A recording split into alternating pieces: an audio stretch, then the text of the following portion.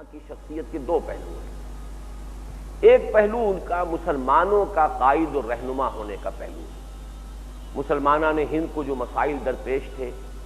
ہندوؤں کے ساتھ جو مسابقت ہو رہی تھی، جس طریقے سے انگریز مسلمانوں کو دبا رہا تھا، اور پھر مسلمان خود بھی جدید تعلیم سے اپنے آپ کو علیحدہ رکھ رہے تھے، جس سے اندیشہ یہ تھا کہ مسلمان تو یہاں صرف یا تو یہ کہ قصاب رہ جائیں گے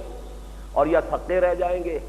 یا پلے دار رہ جائیں گے، باقی یہ کہ اس ملک کے اندر کوئی مسلمانوں کی حیثیت نہیں رہے گی۔ اس اندیشے کو، اس خطرے کو انہوں نے محسوس کیا، اور مسلمانوں نے ہند کی مصلحت میں، ان کی خیر خواہی میں، ان کی بھلائی میں انہوں نے جو کچھ سوچا اور جو نتائج اخذ کیے، یہ میرے نزدیک ان کی شخصیت کا ایک رخ ہے۔ اس میں میں انہیں بے انتہا مخلص آدمی سمجھتا ہوں۔ ان کے جو بھی نتائج نکلے اس سے چاہے کسی کو اختلاف ہو، لیکن بنیادی طور پر جو بات انہوں نے کہی وہ صحیح تھی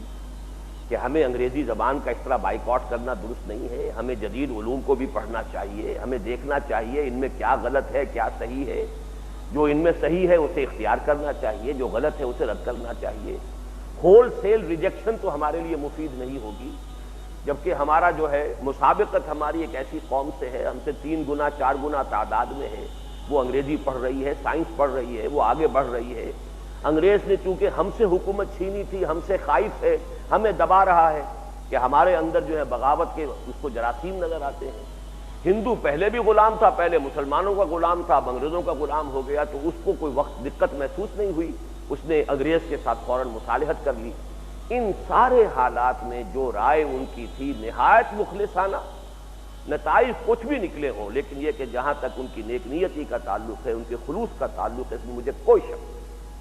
یہ ان کی شخصیت کا ایک رخ ہے، بلکہ یہ بھی کہ وہ خود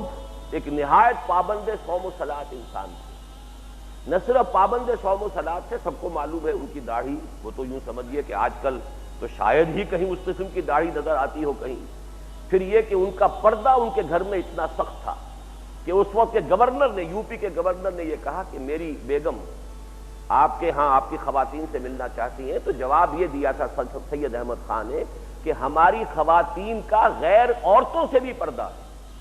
اور واقعہ یہ ہے کہ سورہ نور میں جو الفاظ آئے ہیں وَنِسَائِهِنَّ، محرم جو ہیں وہ در حقیقت جب ان کی فہرست آئی ہے سب کی، جن کے سامنے کوئی مسلمان عورت اپنی زیبائش اور آرائش کے ساتھ، زینت کے ساتھ آ سکتی ہے، تو وہاں پر تمام عورتیں نہیں کہا گیا، وَنِسَائِهِنَّ، ان کی اپنی جو عورتیں۔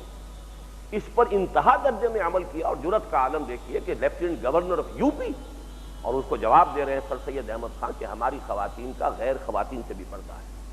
تو معلوم ہوا کہ جہاں تک خود دین پر عمل پیرا ہونے کا تعلق ہے، اس میں کوئی کمی نہیں تھی۔ اسی طریقے سے حضور صلی اللہ علیہ وسلم سے ان کی محبت جو ہے، واقعہ یہ کا آپ اندازہ نہیں کر سکتے۔ جب وہ کتاب لکھی گئی ہے، حضور کی سیرت کے اوپر حملے کیے گئے ہیں، اور کرنے والا وہی شخص تھا، گورنر یو پی کا، تو آپ کو معلوم ہونا چاہیے کہ اس کا جواب جو لکھا ہے سر سید احمد خان نے براہین خطبات احمدیہ کے نام سے، وہ بہت زبردست ایک کتاب ہے، اور اس کتاب کے لیے وہ انگلینڈ گئے ہوئے تھے، اور اس کو چھپوانے کے لیے ان کے پاس پیسہ نہیں تھا۔ انہوں نے یہاں پیغام بھیجا کہ میری کوٹھی بیچ دو اور مجھے وہ رقم فراہم کرو تاکہ میں وہ کتاب شائع کر سکوں۔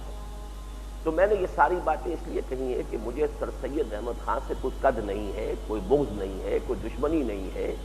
لیکن ان کی شخصیت کا ایک دوسرا پہلو ہے جس کو ماننا پڑتا ہے۔ انہوں نے اپنے آپ کو ایک مفسر قرآن کی حیثیت سے بھی پیش کیا،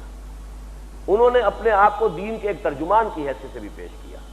اب یہ فرق دیکھیے، قائد اعظم محمد علی جناح کا معاملہ یہ ہے کہ وہ صرف ایک سیاسی رہنما بنے، انہوں نے کہیں مفسر بننے کی کوشش نہیں کی،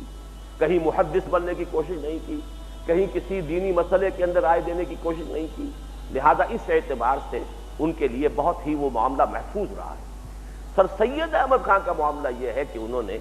15 پارے کی تفسیر لکھی ہے، وہ مفسر کی حیثیت سے سامنے آتے ہیں،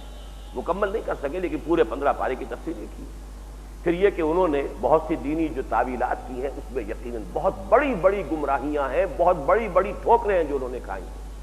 انہوں نے جنات کے وجود کا انکار کیا ہے، جن کوئی نہیں ہے، صرف اجڑ گنوار قسم کے لوگ جو ہوتے ہیں، مشتعل مزاج، وہ جن کہہ دیے گئے۔ انہوں نے فرشتے کا انکار کیا ہے، فرشتہ کوئی شے نہیں ہے۔ جبریل امی قرآن با پیغام نمی خام ہما گفتار معشوق قرآن کے مندارم، مجھے کسی جبریل کا لایا ہوا قرآن نہیں چاہیے،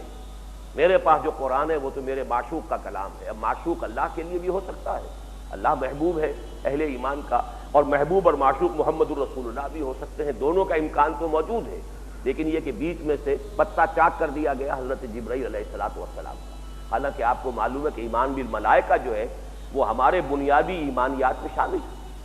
آمنت باللہ وملائکتہ وکتبہ ورسلہ والیوم الآخر والقدر خیرہ وشرہ من اللہ تعالی والبعث بعد الموت، اللہ کے فوراً بعد اس کے ملائکہ پر ایمان۔ اس اعتبار سے سر سید احمد خان ہی سے استخفاف حدیث کا فتنہ شروع